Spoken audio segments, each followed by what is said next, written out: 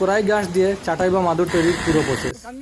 দক্ষ হাতের ছোঁয়ায় সতেজ সবুজ কড়াই ঘাস কেটে আনা হচ্ছে। তারপর কড়াই ঘাস পরিবহন বা যে কোনো মাধ্যমে নিয়ে যাওয়া হচ্ছে খোলা মাঠে, যেখানে রোদ আছে।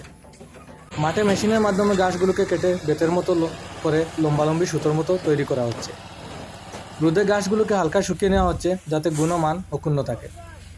শুকনো কড়াই ঘাসকে ভিন্ন ভিন্ন কালার করা হচ্ছে যাতে চাটাইয়ের সৌন্দর্য বৃদ্ধি পায়, আবার সেগুলোকে মাপ অনুযায়ী কাটাও হচ্ছে।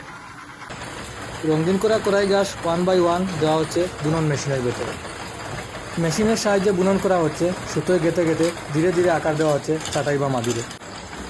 প্রতিটি দাগ, প্রতিটি রেখা কারিগরের যত্ন আর দক্ষতার পরিচয় বহন করছে। কি সুন্দর প্রসেস! অবশেষে বুনন কাজ শেষে লম্বা চাটাইগুলোকে নির্দিষ্ট সাইজে কাটিং করা হচ্ছে।